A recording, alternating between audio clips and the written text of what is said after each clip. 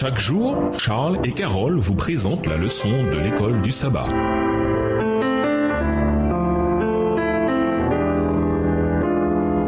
Bienvenue à votre émission Dieu nous parle. Nos leçons de lundi, volontaire mais puissant. Vous êtes-vous déjà demandé comment Jésus gardait sa motivation pour guérir, réconforter, prêcher, enseigner à tant de gens jour après jour? On nous dit qu'à la vue des foules, il fut ému, car elles étaient lassées et abattues, comme des moutons qui n'ont pas de berger. Matthieu 9, verset 36. C'est l'amour et la compassion de Jésus envers l'humanité qui le poussaient à servir. De même, l'amour de Dieu en nous doit nous pousser à avoir envie de conduire des âmes à lui et à sa vérité. 2 Corinthiens 5, verset 14. Avez-vous déjà regardé les visages d'inconnus dans une foule et pensé à l'éternité en vous demandant s'ils connaissent Jésus? Face à un étranger dans le besoin, avez-vous déjà ressenti ce qui ne peut être que l'amour de Dieu en vous? L'amour de Dieu nous pousse à vouloir conduire des âmes à lui. C'est ce qu'exprime Jérémie quand il dit « Sa parole est dans mon cœur, comme un feu dévorant, enfermé dans mes os. Je me fatigue à le contenir et je n'y parviens pas. »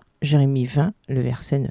Cependant, quand nous parlons de Dieu aux autres, nous ne devons jamais forcer quiconque à accepter Dieu ou ses vérités bibliques. La contrainte est à l'opposé du cœur du caractère de Dieu. Dieu n'a pas forcé Adam et Ève à rester loin de l'arbre de la connaissance du bien et du mal. Genèse 2, versets 16 et 17. Il n'a pas forcé les gens à entrer dans l'arche pour être sauvés du déluge. Genèse 7, verset 1. Il n'a pas forcé les Israélites à rester dans l'alliance avec lui. Deutéronome 4, verset 29 à 31. Au lieu de cela, il comblait leurs besoins. Matthieu 4, versets 23 à 25. Puis les invitait à le suivre. Jésus n'a jamais forcé quiconque à le suivre, lui ou ses vérités, mais il ne nous abandonne jamais. Matthieu 23, verset 37. Quand nous témoignons que notre approche reflète toujours l'approche de Jésus. Ellen White dit « Il n'appartenait pas à sa mission de contraindre les hommes à le recevoir. C'est Satan et ce sont les hommes animés de son esprit qui s'efforcent de violenter les consciences. » Notre empressement à nuire à ceux qui n'aiment pas notre œuvre ou qui agissent contrairement à nos idées montre que nous sommes remplis de l'esprit de Satan. Extrait du livre Jésus-Christ à la page 485, livre écrit par Ellen G. White. Soyons des canaux au service de Dieu. Nous vivons dans un monde qui déteste la vérité,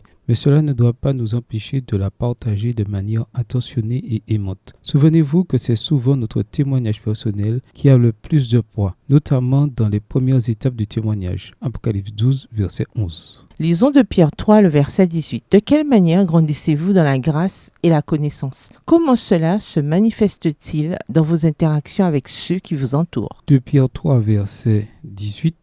Mais croissez dans la grâce et dans la connaissance de notre Seigneur et Sauveur Jésus-Christ. À lui soit la gloire maintenant et pour l'éternité. Amen. Au revoir. Et à demain si Dieu veut.